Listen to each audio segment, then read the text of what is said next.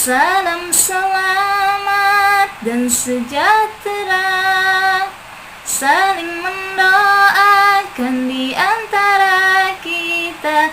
Jawabnya waalaikumsalam. Alhamdulillahilladzi anzalal Qur'an hudan linnasi wa bayyinatin minal huda wal furqan. Wassalatu wassalamu ala man khuluquhul Qur'an sayyidina wa habibina wa syafi'ina Muhammad sallallahu alaihi wasallam. Buah hati yang dirahmati Allah subhanahu wa ta'ala, berjumpa lagi dalam cerita Ramadan, cerita penuh hikmah. Buah hati yang dirahmati Allah subhanahu wa ta'ala, pada tanggal 17 Ramadan lalu kita telah memperingati malam nuzul Quran, malam di mana Al-Quran diturunkan. Di dalam Al-Quran ada satu ayat yang mengisyaratkan pada kemuliaan bulan Ramadan terkait hikmah turunnya Al-Quran. Allah menyampaikan dalam surah Al-Baqarah, A'udzu billahi minasyaitonir rajim. Bismillahirrahmanirrahim. Syahrul Ramadan alladzi unzila fihi al-Qur'an hudan lin-nasi wa bayyinatin minal huda wal furqan. Dalam ayat ini kata Allah, aku turunkan Al-Quran di bulan suci Ramadan bukan hanya sebagai bahan bacaan saja, akan tetapi seluruh ayatnya dimulai dari surat Al-Fatihah sampai dengan surat An-Nas Allah desain sebagai hudan linnas, petunjuk, pedoman dan solusi kemudahan hidup bagi manusia di dunia sampai di akhirat nanti. Kata Allah, Al-Quran adalah pedomanmu. Dari lahir sampai dengan engkau wafat, semuanya tertuang dalam Al-Quran. Coba secara singkat kita lihat bagaimana Allah mendesain Al-Quran sebagai pedoman hidup bagi kita. Coba kita perhatikan teman-teman, dimulai dari saat kita di dalam kandungan, agar kandungan ibu kita sehat dan nyaman, Allah tuangkan di dalam surat Al-A'raf ayat 189. Lanjut, begitu kita dilahirkan, bagaimana agar ASI ibu kita lancar, dan berapa tahun ASI diberikan kepada kita, itu dituangkan dan dijelaskan dalam Al-Quran surat Al-Baqarah ayat 233. Lanjut lagi, usia kita 2 tahun sampai dengan balik, sampai kita mendapatkan pendidikan, ada di Quran surat Luqman ayat 13 sampai dengan 19. Terus ketika kita belajar bagaimana agar kita cepat memahaminya, ada di Quran surat At-Taubah ayat 122. Lanjut lagi, kita mulai bergaul, mulai menemukan teman yang berbeda, tidak terjebak dalam pergaulan yang salah. Semuanya ada di dalam surat Al-Hujurat ayat 13. Bahkan teman-teman, ketika kita kembali kepada Allah untuk mendapatkan surganya, ada di surat Al-Baqarah ayat 25. Seluruhnya tertuang dalam Al-Quran, ayatnya dari Al-Fatihah sampai dengan An-Nas. Jika kita bisa praktekkan itu semua seperti para sahabat dahulu melakukannya, maka Allah akan mengangkat kita dari jahiliyah menuju sebaik-baik manusia. Sahabat buah hati yang dirahmati Allah subhanahu wa ta'ala, sebelum kita lanjut, Bunda Ros ada kuis dulu nih, ditebak ya. Yang benar Bunda Ros doakan supaya masuk surga, dan yang salah insya Allah nyusul surga juga. Amin ya rabbal alamin. Ditebak ya. Apakah aku adalah panduan hidup umat muslim seluruh dunia. Aku termasuk dalam rukun iman yang ketiga. Jika umat muslim membaca aku akan datang kepada dia di akhirat nanti dan memberikan syafaat kepadanya di akhirat nanti. Apakah aku? Jawabannya betul, Al-Quran. Insyaallah semuanya yang jawab masuk surga. Amin ya rabbal alamin. Sahabat buah hati yang dirahmati Allah subhanahu wa ta'ala, Teman-teman pernah dengar nggak sejarah proses pertama kali Al-Quran diturunkan? Teman-teman, sebelum Nabi menerima wahyu dan diangkat menjadi seorang Nabi dan Rasul, perjuangan beliau sangat amatlah tidak mudah.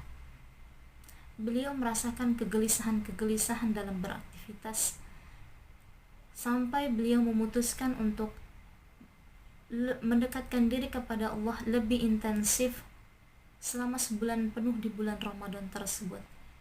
Beliau bertakarrub kepada Allah, memohon solusi bagaimana menghadapi penduduk Mekah yang bermaksiat tersebut.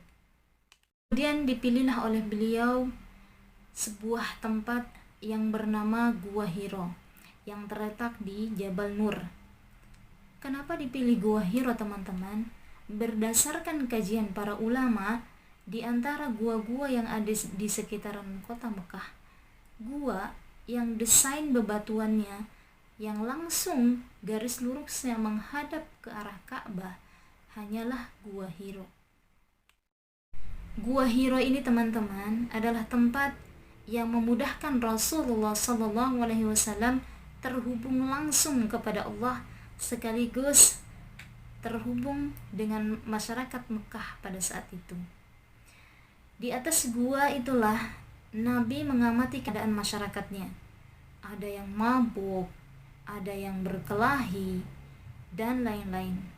Ketika mendapati situasi keadaan di Mekah tersebut tidak aman, Nabi Muhammad SAW kemudian masuk kembali ke dalam gua tersebut, menyendiri memohon solusi kepada Allah Subhanahu wa Ta'ala dari kondisi tersebut. Lalu turunlah Jibril menyerupai manusia untuk menurunkan wahyu pertama kali kepada Rasulullah sallallahu alaihi wasallam. Jibril berkata kepada Rasulullah, "Iqra," bacalah. Rasulullah menjawab, "Ma ana biqari," saya tidak bisa membaca. Respon beliau pada saat melihat malaikat Jibril tersebut, yaitu badannya menggigil ketakutan, teman-teman. Lalu Jibril memegang tangan beliau dan mendekapnya sampai Nabi merasakan begitu payah, lalu melepaskannya. Lalu malaikat Jibril berkata kembali, "Iqra," bacalah. Nabi pun kembali menjawab, "Ma ana biqari," saya tidak bisa membaca. Saya benar-benar tidak bisa membaca. Teman-teman coba bayangkan, Rasulullah sebelumnya belum pernah sekolah, belum pernah belajar baca dimanapun. Tiba-tiba malaikat Jibril datang menyuruh beliau untuk baca sesuatu hal yang belum pernah didengar sebelumnya. Lalu dalam situasi tersebut Rasulullah SAW masih merasakan menggigil ketakutan, teman-teman.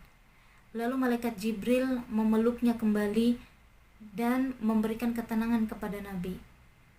Lalu malaikat Jibril membaca kembali dengan ayat yang sempurna, seperti yang sekarang kita kenal, surat Al-Alaq ayat 1 sampai dengan ayat 5. Muhammad SAW kemudian pulang membawa wahyu tersebut dalam keadaan menggigil ketakutan. Beliau mencari istrinya Khadijah dan berkata, "Selimuti aku, selimuti aku." Khadijah pun menyelimutinya sampai hilang rasa takutnya. Sahabat buah hati yang dirahmati Allah Subhanahu wa Ta'ala, alhamdulillah telah kita dengarkan sejarah proses turunnya Al-Quran pertama kali kepada Rasulullah SAW. Baiklah teman-teman, di akhir ini kita berdoa bersama-sama memohon keistiqomahan bersama Al-Quran dan hidup kita berkah dengan Al-Quran. A'udzu billahi minasy syaithanir rajim. Bismillahirrahmanirrahim. Alhamdulillahi ala ni'matil Islam. الحمد لله على نعمة الإيمان. الحمد لله على نعمة التوبة. الحمد لله على نعمة الإسلام. الحمد لله على نعمة الهداية. اللهم زينا بزينة القرآن، وأكرمنا بكرامة القرآن، وشرفنا بشرافة القرآن، وعافنا من كل بلاء الدنيا وعذاب الآخرة بحرمة القرآن. وارحم جميع أمة محمد صلى الله عليه وسلم بحرمة القرآن. نور قلوبنا بنور تلاوة القرآن.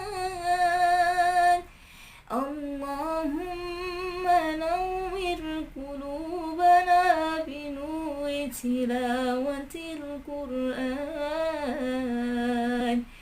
اللهم اجعل إندونيسيا آمنة مطمئنة. اللهم اجعل إندونيسيا آمنة مطمئنة، بلدة طيبة ورب غفور. اللهم إنا نسألك العافية من كل بلاء، وشفاء من كل داء، واحفظنا من كل وباء. ثم اغفر لنا ذنوبنا وذنوب والدينا، وارحمهم كما ربياني صغارا. ربنا ظلمنا أنفسنا، وإن لم تغفر لنا وترحمنا لنكونن من الخاسرين. رب هب لي من الصالحين. رب هب لي من الصالحين. اللهم اجعلنا وأولادنا وتلاميذنا وذرياتنا من أهل القرآن، ومن أهل العبادة، ومن أهل الصداقة، ومن أهل الخير، برحمتك يا أرحم الراحمين. اللهم ارزقنا بزيارة الحرمين. اللهم ارزقنا بزيارة الحرمين